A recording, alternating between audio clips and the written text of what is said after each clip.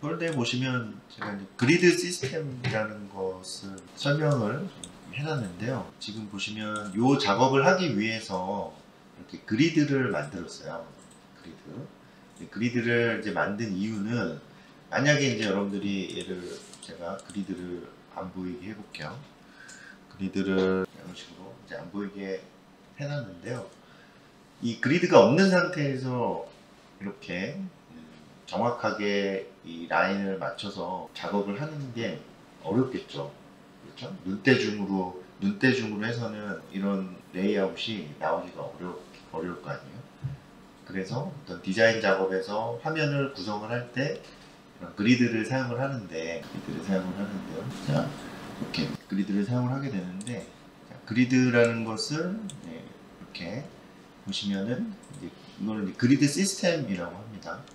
그래서 여러분들이 어떤 화면 안에 텍스트라든가 그림이라든가 이런 것들을 배치를 할 때 논리적이고 일관성이 있는 그런 질서감이 있는 구조로 디자인을 할 수 있도록 도와주는 역할을 합니다. 그게 이제 그리드 시스템이라고 하는데, 그래서 아까 이제 여러분들한테 보여드렸던 그런 격자 무늬의 형태의 그런 라인들을 만들어서 그 라인을 기준으로 해서 잡아주는 그런 역할을 하는 게 바로 이제 이 그리드 시스템이에요.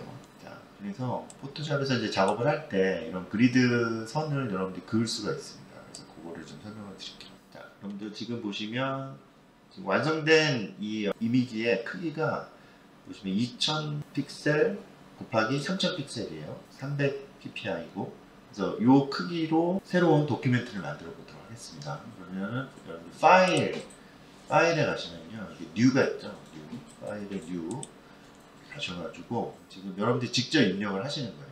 아까는 여기 프리셋에 있는 값들을 여러분들이 사용을 했다면 직접 입력을 해서 사용을 해보겠습니다. 자, 예를 들어서 지금 디폴트 포토샵 사이즈 상태에서 한번 바꿔볼게요. 여기 지금 일단 단위를 바꿔야겠죠. 단위가 지금 센티미터로 되어 있는데 얘를 픽셀로 바꾸셔야 되고요. 픽셀로 바꾸시고, 가로가 2000이었죠. 가로가 2000, 세로가 3000.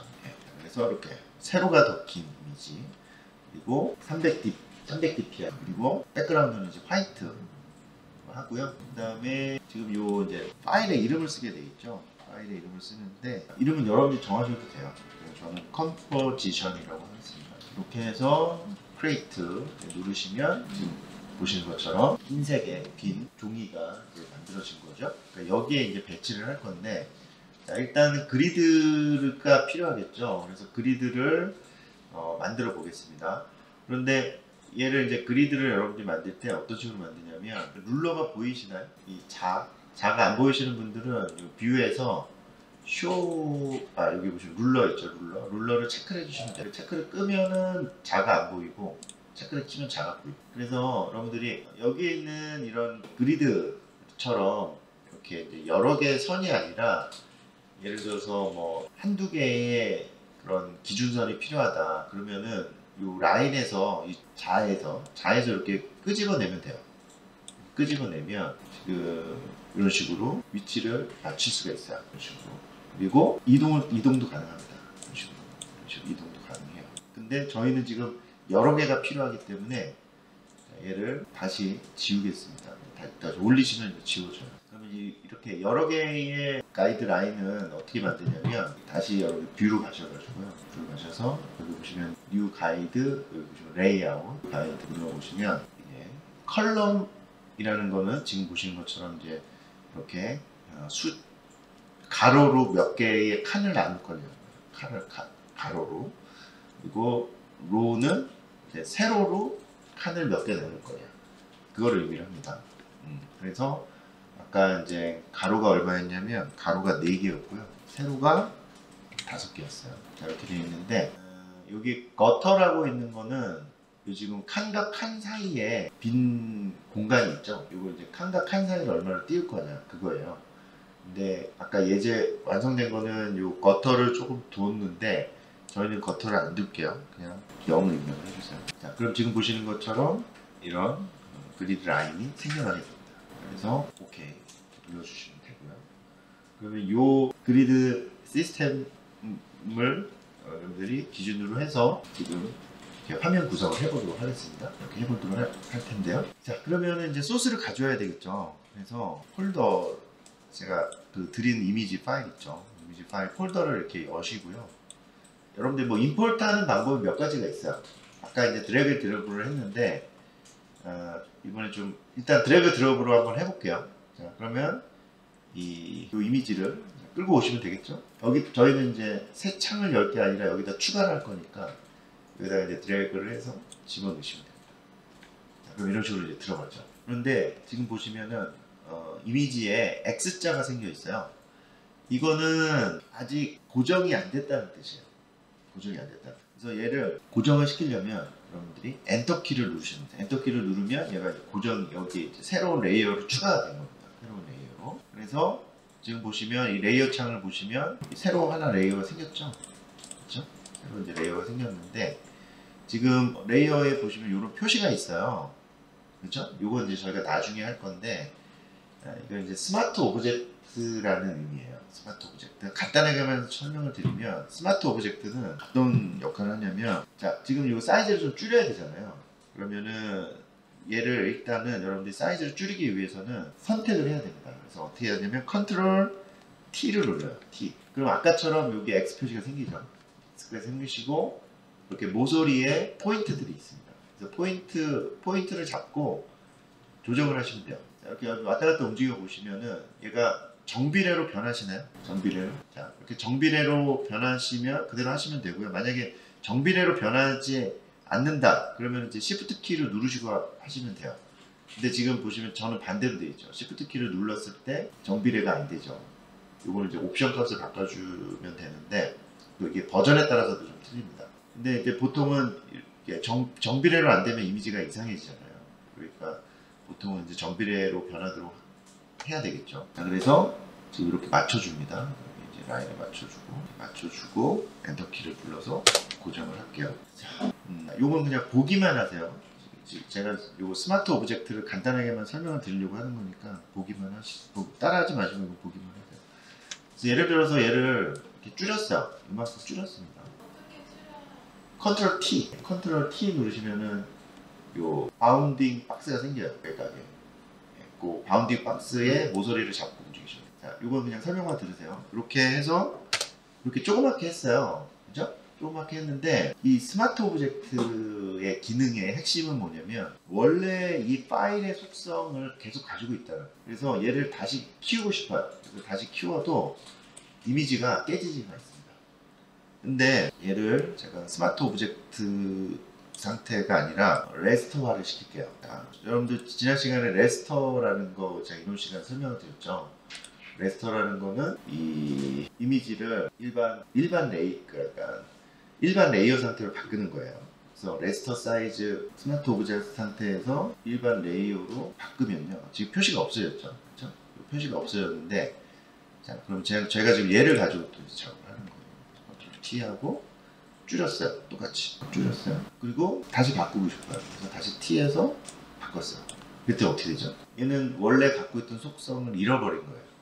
그러니까 스마트 오브젝트가 아닌 상태가 되어 제가 레스터 이미지화 시켰잖아요. 그러니까 그렇게 되면 스마트 오브젝트의 속성을 잃어버려요. 잃어버리면 지금 이런 식으로 줄였다가 다시 키우면은 원래 속성을 잃어버렸기 때문에 깨집니다. 깨져요. 근데 다시 지우고요. 얘는 지금 현재 스마트 오브젝트 상태이기 때문에 원본이 있잖아요. 지금 얘 지금 원본이 있잖아요. 원본이 있기 때문에 원본의 속성을 계속 갖고 있는 거예요. 그래서 아무리 여러분들이 줄였다가 늘렸다가 해도 깨지지 않습니다. 자, 줄였죠? 예, 이만큼 줄였어요. 근데 다시 늘렸어요. 그래도 깨지지가 않죠. 이게 이제 스마트 오브젝트의 특징, 장점이에요. 근데 이제 물론 이렇게 스마트 오브젝트 상태로 있으면 용량은 커집니다. 용량은 커지지만 언제든지 수정이 가능하다는 장점이 있기 때문에 여러분들이 스마트 오브젝트 상태를 쓰시면 좋겠죠. 자, 그러면 이렇게 했어요. 그러면은 얘를 지금 예제에 보시면은 이렇게 중앙에 제가 이제 맞췄거든요. 중앙에다 맞춰볼게요. 그러면 일단 여러분들이 지금 비율이 안 맞잖아요. 그죠? 비율이 안 맞고 지금 그리고 얘를 왔다 갔다 여러분들이 움직여 보시면 여기 지금 이 스냅 기능이 체크가 되어 있기 때문에 이 스냅 기능이 체크가 되어 있죠. 그래서 스냅 기능이 체크가 안 되어 있으면 이 가이드 라인에 얘가 딱 붙질 않아요. 이게 지금 여기 이렇게 붙이려고 해도 이렇게 자꾸 어긋나는 거야. 그래서 여러분들이 보통은 이제 스냅 기능을 켜놓고 작업을 하죠. 스냅 기능을 켜놓고 작업을 하시면 자석처럼 여기 지금 여기가 딱 붙죠. 이렇게 이제 딱 붙게 이렇게 하시면 되고, 일단 적당한 위치로 여러분들이 잡으세요. 위치를 잡으셨나요? 근데 지금 보면 여기 지금 위 부분하고 이 아랫 부분은, 위에랑 아랫 부분은 지금 불필요한 부분이잖아요. 불필요한 부분이라서 얘를 잘라줄 거예요. 이런 식으로. 자를 때는 어떻게 자르냐면 이 선택 툴, 그러니까 렉탱글러 마키 툴, 아까 저희가 네모 그렸던 거잖아요. 근데 이거는 사실은 그림 그리는 툴이 아니라 선택 툴이에요. 선택 툴. 그래서 렉탱글 마키 툴, 그러니까 사각형 선택 툴입니다. 사각형 선택 툴을 이용을 해서 내가 지우고 싶은 부분을 이렇게 드래그를 합니다. 이만큼은 좀 불필요한 부분이잖아요. 근데 이 부분을 지울 거예요. 지우려면은 델리트를 누르면 되거든요. 델리트를. 근데 델리트를 한번 눌러보세요. 안 되죠. 왜냐면은 얘는 스마트 오브젝트 상태이기 때문에 편집이 안 된다. 자를 수가 없어요. 스마트 오브젝트이기 때문에. 그럼 어떻게 해줄까요? 얘를 편집을 하려면 아까 레스터화 시켰잖아요. 그럼 레스터 이미지로 변환을 해야 되는 거예요. 그래서 여기 레이어에 가시면 레스터라이즈가 있죠. 자, 레스터라이즈에 가셔서 레이어, 일반 레이어로 변경을 해줍니다. 그렇죠? 그러면 얘가 지금 여기 스마트 레이어, 스마트 오브젝트 표시가 없어졌죠. 그러니까 얘는 이제 일반 레이어로 바뀐 거예요. 이 상태에서 다시 마키 툴 선택을 하셔가지고 불필요한 부분을 델리트 할 수가 있습니다. 그렇죠? 이 부분 깨끗이 지워졌죠? 그리고 밑에 부분도 마찬가지죠. 밑에 부분도 하시고 델리트해서 지우시면 돼요. 그렇죠? 이렇게 이제 하시면 되고, 그리고 또 다른 거 갖고 와 보면, 이번에는 다른 방식으로 가져와. 여기 지금 있는 이미지 중에서 여러분들이 이거랑 똑같이 안 하셔도 됩니다. 똑같이 안 하셔도 되니까 여러분들이 이제 원하는 위치에다가 넣어보세요. 원하는 위치에다가 넣어보시는데, 자, 일단 임포트를 할 때 드래그 앤 드롭이 아니라 다른 방식으로, 여기 보시면 플레이스 방식을 가져가고 있습니다. 여러분들 오픈을 하면 어떻게 될까요? 오픈 방식으로, 오픈으로 갖고 와볼게요. 오픈으로 갖고 오면 새 창이 열리죠. 새 창이 열려서 갖고 오게 돼요. 근데 이렇게 갖고 와도 되긴 돼요. 그래서 갖고 오셨잖아요. 그러면 무브 툴 선택을 하시고, 무브 툴 선택을 하시고, 얘를 지금 컴포지션 레이어에다가 옮기려고 하는 거거든요. 그럼 이걸 어떻게 옮기냐면, 얘를 이렇게 끌어다가 요 컴포지션 탭에다가 올려놔요. 그 다음에 다시 이걸 마우스를 내려요. 그 다음에 마우스를 놔요. 그럼 이게 들어옵니다. 다시요.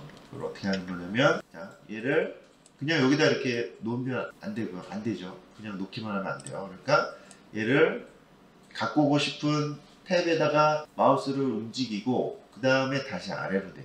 그러면 얘가 들어와요. 그죠? 이런 식으로 불러올 수도 있다는 거예요. 자, 그러면 얘를, 지금 이미지가 너무 크죠? 그러니까 얘를 또 어떻게 해야 되겠어요? 사이즈를 적당하게 줄여야겠죠? 그럼 어떻게 하죠? 컨트롤 T 눌러서 사이즈를 변경을 하시는 거예요. 그래서 자, 이런 식으로 적당하게 여러분들 위치에, 적당한 위치로 이제 여러분들이 선택을 하세요. 이렇게 하시고, 위치가 이제 적당하게 이제 정해졌다. 그럼 어떻게 하죠? 엔터키 눌러야 돼요. 엔터키 눌러서 위치를 고정을 해야죠. 그리고 딱 위치를 맞게 해줍니다. 자, 그런데 지금 보면 요건 나중에 불러왔기 때문에 나중에 불러온 게 위로 올라가게 되는 거예요. 항상 나중에 불러온 게 위로 올라갑니다. 자, 그러니까 당연히 얘는 지금 위로 올라가 있는 상태잖아요.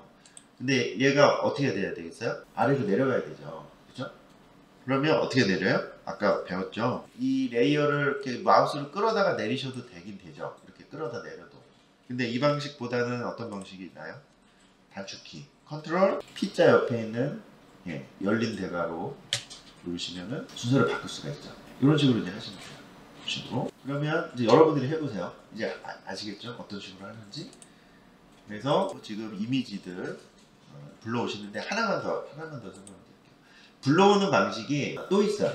또 있는데 어떻게 불러오냐면, 파일 가셔서 여기 보시면 place embedded라는 게 있고요, place link라는 게 있어요. 근데 이게 두 개가 비슷한데 place embedded 방식으로 불러와 볼게요. 플레이스 임베디드 방식으로 여러분들이 딱 선택을 하시고 이미지 갖고 싶은 이미지를 선택을 한 다음에 플레이스를 누르면 돼요. 그럼 바로 들어오죠. 그죠? 네, 바로 들어오는데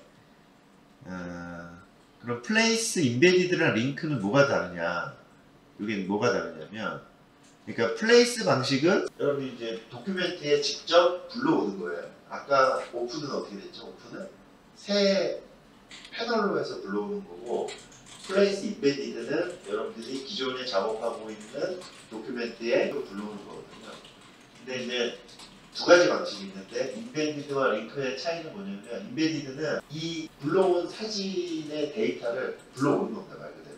그래서 결과적으로는 여러분들이 작업하고 있는 포토샵 파일의 용량이 커져요. 불러온 만큼 커지겠죠. 근데 이 임베디드 플레이스 링크는 뭐냐면 경로만, 그러니까 원본이 있어야 돼요. 그러니까 경로만 불러오기 때문에 지금 작업하고 있는 포토샵 파일의 크기는 커지지 않지만 중요한 거는 이 플레이스 링크로 불러왔을 때는 원본이 있어야 된다. 원본을 잃어버리면 얘가 링크가 깨. 근데 임베디드 방식은 원본이 없어져도 돼요. 원본이 사라져도 이 파일 자체 안에 데이터가 있는 거기 때문에 원본이 사라져도 관계가 없습니다. 그런 차이가 있어요. 자, 그러면 얘도 자, 이렇게 여러분들이 줄여서 위치를 이렇게 지정을 해 보시는데요. 예를 들어서 뭐 이렇게 했어요. 이렇게 해서 자, 델리트 눌러가지고 위치를 이렇게 잡았다고 쳐보면 그러면은 지금 보시면 위로 올릴게요. 설명을 좀 쉽게 하기 위해서 이렇게 올렸으면 지금 얘는 요 네모 지금 이 그리드 칸에 그리드 칸만 필요한 거잖아요. 그렇죠? 여기 지금 요 칸만 필요한 거잖아요. 그럼 어떻게 하면 될까요? 요 칸만 남겨놓으려면 아까처럼 요거를 외곽을 선택을 해서 지울 수도 있지만 반대로 할 수도 있어요. 이렇게 마케트를 선택을 하시고요. 이렇게 지금 스냅이 걸려있기 때문에 여러분들이 대충 그려도 이 대충 클릭을 해서 그러니까 이 라인에 꼭 맞추지 않고 대충 비슷한 위치에서 그리셔도 스냅이 적용이 되기 때문에 이 그리드에 딱 크기에 딱 맞게 이렇게 그려져요. 지금 얘가 선택이 된 거잖아요. 얘가 선택이 돼 있는데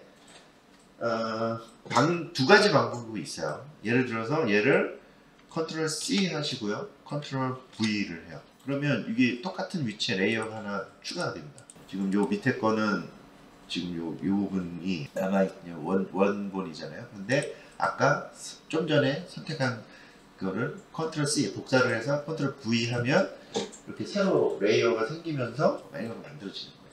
그러니까 요 방식이 있고요. 이렇게 하셔도 되고 또 다른 방식으로 하면 얘를 이제 레스터라이즈화 시키는 거죠.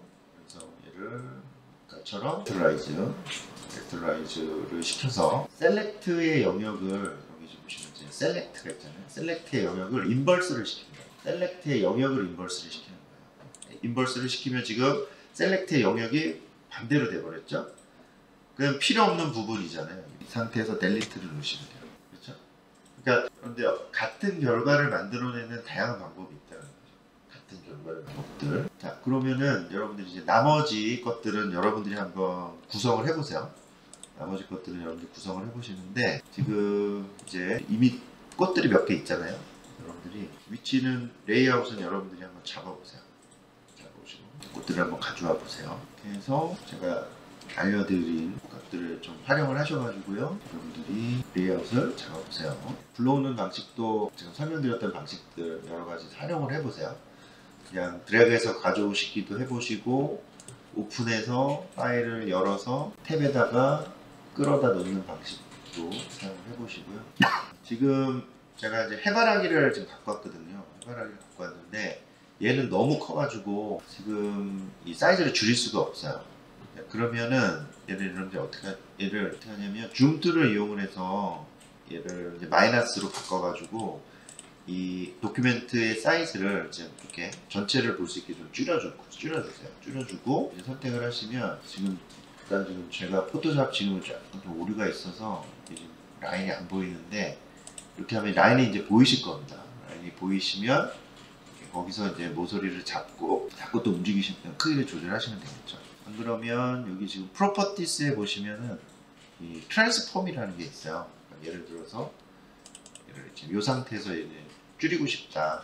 그럼 지금 바운딩 박스가 안 보이는 상태에서 이제 줄이려면 이 레이어의 트랜스폼에서 크기를 줄이시면 돼요. 그래서 예를 들어서 뭐 2000으로 조정을, 1000으로 조정을 해볼게요. 1000으로 조정을 하고 엔터키. 그러면 지금 보시면 좀, 자, 그래서 여기 보시면 이렇게 됐을 때 이 컨트롤 T를 누르면은 이 바운딩 박스가 안 보이는 상태가 되어버리잖아요. 그럼 이 상태에서는 이 돋보기 툴을 이용을 해서 얘를 축소를 하시고 다시 컨트롤 T를 누르시면 이 바운딩 박스가 나타나죠. 그러면 이제 이 모서리를 여러분들 이렇게 붙잡고 크기를 조절을 하실 수가 있겠죠. 이렇게 해서 조절하시는 위치를 해주시고, 그 다음에 불필요한 부분들을 이제 잘라내든가 아니면은 뭐 레이어의 순서를 여러분들이 바꾸시던가 여러 가지 이제 방법으로 불필요한 부분 안 보이게 해줘야 되겠죠. 그래서 저는 이제 뭐 레이어를 이제 이렇게 순서를 바꾸는 식으로 바꿔봤습니다. 자, 그 다음에 지금 여기 전체를 다 이렇게 꽃으로 채우기보다는 좀 여백을 주는 게 좋겠죠. 그래서 요 이제 빈 그런 부분은 솔리드한 컬러로 좀 채워볼게요. 솔리드한 컬러. 자, 그러면 지금 보시는 것처럼 완성된 것처럼 여기 솔리드한 컬러들로 채우려면 어떻게 하면 될까요? 여기 지금 솔리드한 컬러들이 이렇게 중간중간 있잖아요. 솔리드한 컬러로 채우려면 어떻게 하면 될까요? 여러분들 아까 도형 툴 배웠죠? 도형 툴, 그렇죠? 도형 툴을 이용하셔도 되고, 아니면은 마키 툴, 새로운 레이어를 만들어서 마키 툴을 사용을 하셔가지고 색깔을 채우셔도 되고, 그렇죠? 여러 가지 또 그것도 방법이 있겠죠. 일단은 그러면 마키 툴을 이용한다 그러면 새로운 레이어를 하나 만들고요. 그래서 제 위로 올려주고 마키 툴 이용을 해서 내가 색깔을 채우고 싶은 부분을 이렇게 선택을 합니다. 그렇죠? 선택을 하시고, 그 다음에 이 부분은 새로 채우면 되겠죠. 그래서 에디트, 필을 가셔가지고 컬러 지정을 해서 여러분들이 이제 색깔을 여기서 이제 바꿔주실 수도 있고요. 그래서 색깔을 이런 식으로 바꿀 수도 있고, 아니면은 요 이미지에서 선택할 수도 있어요. 그래서 요 이미지를 이렇게 이미지 있는 쪽으로 마우스를 빼보시면 관역 표시로 바뀌잖아요. 그럼 요때 내가 선택하고 싶은 컬러를 선택을 하시면 그 색깔이 지정이 됩니다. 그 색깔이 지정이 돼요. 지금 바뀌죠, 색깔이. 여기 선택하면 얘로 바뀌고, 그죠? 그래서 오케이. 그래서 여러분들이 비슷한 색깔을 선택을 해주시는 게 좀 자연스럽겠죠. 그래서 오케이. 자, 그럼 색깔이 지금 채워졌죠. 그렇죠? 그럼 요 지금 보시면 이 부분은 이렇게 솔리드한 컬러로 변경이 됐습니다. 도형 툴을 이용한다 그러면은 아까 사용했던 렉탱글 툴 이용을 하셔가지고 도형을 그리는 거죠. 도형을 그리시고, 그 다음에 이 색깔을 바꿔줘야겠죠. 그래서 이게 지금 포그라운드 컬러로 색깔이 기본적으로 채워지는데 아까 색깔을 바꿀 수 있다고 그랬잖아요. 그럼 이 레이어를 더블 클릭하셔가지고 색깔을 지정을 할 수 있다고 그랬죠. 색깔을 지정을 해서 색깔을 바꿀 수가 있겠죠. 그래서 여러분들이 이렇게 구성을 다 하셨으면 그리드를 이렇게 잠깐 꺼놓고 보셔야 되겠죠. 그래서 여기 가이드, 쇼에서 가이드를 체크를 하시면은 끈 상태에서 볼 수가 있어요. 하시면서 잘 안 되시거나 궁금한 얘는 지금 도형 툴이죠. 그 이름만. 그리고 그림만 있으면 조금 심심하죠. 이미지만 있으면 좀 심심하니까 여기에다가 뭐 텍스트 같은 것들 여러분들 좀 추가를 해줄 수 있겠죠.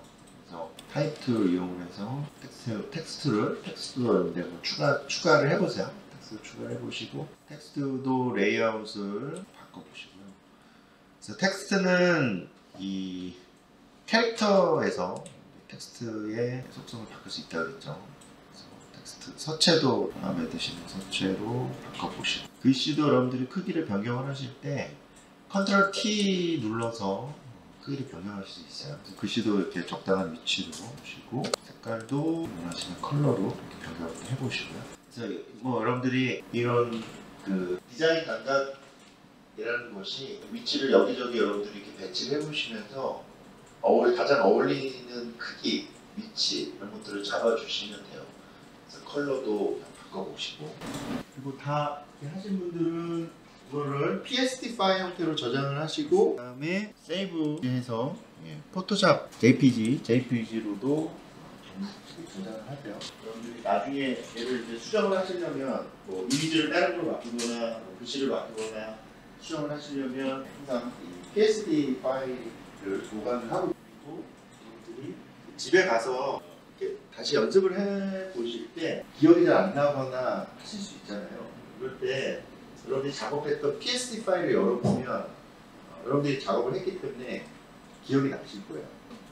그래서 복습하실 때도 파일을 가지고 계시면 도움이 많이 되실 거예요. JP를 하실 때